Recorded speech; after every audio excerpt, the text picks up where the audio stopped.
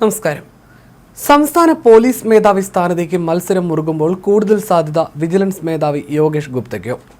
Seniority പാലിച്ച് UPSC board ശുപാർശ നൽകിയാൽ യോഗേഷ് ഗുപ്ത അടുത്ത DGP ആകുമെന്നാണ് സൂചന. മേധാവിയാകാൻ തയ്യാറാണെന്ന് പ്രാഥമിക പട്ടികയിലുള്ള 6 പേരും സർക്കാരിനെ അറിയിച്ചിട്ടുണ്ട്. ജൂൺ 30-ന് പോലീസ് മേധാവി ഷെയ്ഖ് ദർവേഷ് സാഹിബ് വിരമിക്കും. ഈ സാഹചര്യത്തിലാണ് ചർച്ചകൾ പുതിയ തലത്തിലേക്ക് എത്തുന്നത്. അടുത്ത പോലീസ് മേധാവിക്കായി സീനിയോറിറ്റിയുടെ അടിസ്ഥാനത്തിൽ സംസ്ഥാനം തയ്യാറാക്കിയ പട്ടികയിൽ 6 പേരുണ്ട്.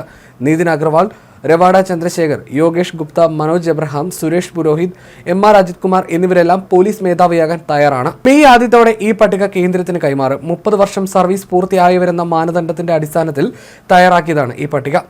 ഇതിൽ നിന്ന് 3 പേരെ ഉൾപ്പെടുത്തി UPSC അന്തിമ പട്ടിക തിരിച്ചു നൽകും. അട്ടിമറികൾ ഉണ്ടായില്ലെങ്കിൽ സീനിയോറിറ്റി അനുസരിച്ച് നിതിൻ അഗർവാൾ, രവാഡ, യോഗേഷ് ഗുപ്ത എന്നിവരായിരിക്കും അന്തിമ പട്ടികയിൽ. ഇതിൽ യോഗേഷ് ഗുപ്തയോടാണ് മുഖ്യമന്ത്രി പിണറായി വിജയന് താല്പര്യം. സീനിയോറിറ്റിക്ക് അപ്പുറത്തേക്കുള്ള പരിഗണനയിൽ UPSC 3 പേരുടെ പട്ടിക തയ്യാറാക്കിയാൽ അതിൽ മനോജ് എബ്രഹാമും സ്ഥാനം പിടിക്കും. അങ്ങനെ വന്നാൽ മനോജ് എബ്രഹാമിന് സാധ്യത കൂടും. അതായത് UPSCയുടെ ചുരുക്ക പട്ടികയാകും അടുത്ത DGP നിശ്ചയിക്കുക.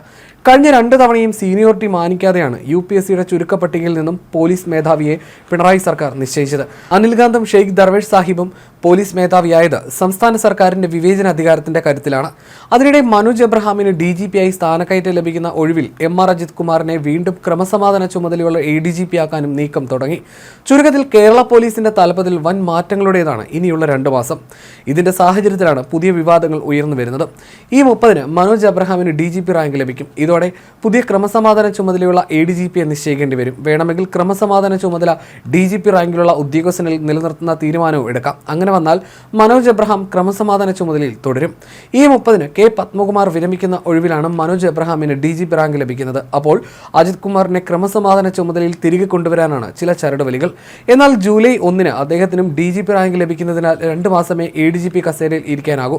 അതിനാൽ H വെങ്കടേഷ്, S ശ്രീജിത്ത്, ബൽറാം കുമാർ ഉപാധ്യായ എന്നിവരും പരിഗണനയിലുണ്ട്. UPSCയിൽ അട്ടിമറികളോ യോഗ്യതാ പ്രശ്നമോ ഉയർന്നു വന്നില്ലെങ്കിൽ ആദ്യം 3 സ്ഥാനത്തുള്ളവർ പോലീസ് മേധാവിയുടെ അന്തിമ പട്ടികയിൽ ഇടം പിടിക്കും. അതായത് നിതിൻ അഗർവാൾ, രവാഡ ചന്ദ്രശേഖർ, യോഗേഷ് ഗുപ്ത ഇവരിൽ ഒരാളെ വേണം സംസ്ഥാനത്തിന് തിരഞ്ഞെടുക്കാൻ. ഇതിൽ വർഷങ്ങളായി കേന്ദ്രത്തിൽ ജോലി ചെയ്യുന്ന രവാഡ ചന്ദ്രശേഖരനെ പരിഗണിക്കാൻ സംസ്ഥാനം തയ്യാറായേക്കില്ല.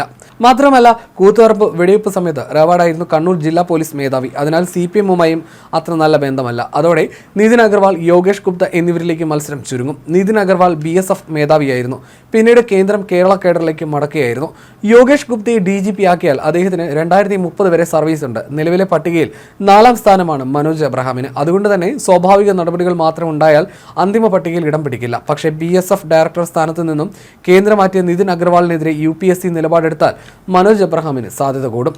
കേന്ദ്ര IB അഡീഷണൽ ഡയറക്ടർ രവാഡ ചന്ദ്രശേഖരനെ കേന്ദ്രം IB ഡയറക്ടറാക്കാൻ പരിഗണിക്കുന്നുണ്ട്. ജൂണിലാണ് ഒഴിവ് വരുന്നത്. അങ്ങനെ വന്നാൽ അദ്ദേഹം DGP പട്ടികയിൽ നിന്ന് ഒഴിവാകും. അപ്പോൾ 4-ാം സ്ഥാനത്തുള്ള മനോജ് എബ്രഹാം 3-അംഗ ചുരുക്ക പട്ടികയിലേക്ക് വരും. അന്തിമ പട്ടികയിൽ ഇടം പിടിച്ചാൽ പിന്നീട് മനോജ് എബ്രഹാമിന് പോലീസ് മേധാവിയാകാൻ സാധ്യത കൂടും. സർക്കാരിന് വിശ്വസ്തനാണ് പോലീസിലെ ക്രൈസിസ് മാനേജറായി അറിയപ്പെടുന്ന മനോജ് എബ്രഹാം. പട്ടികയിലെ 6-ൽ 3 പേർ ഒഴിവായാൽ മാത്രമേ അജിത് കുമാർ അന്തിമ പട്ടികയിലെത്തൂ. അതിന് സാധ്യത തീരെ കുറവാണെന്നാണ് വിലയിരുത്തൽ. സുരേഷ് രാജ് പുരോഹിതനോടും പിണറായി സർക്കാരിന് താല്പര്യക്കുറവുണ്ട്.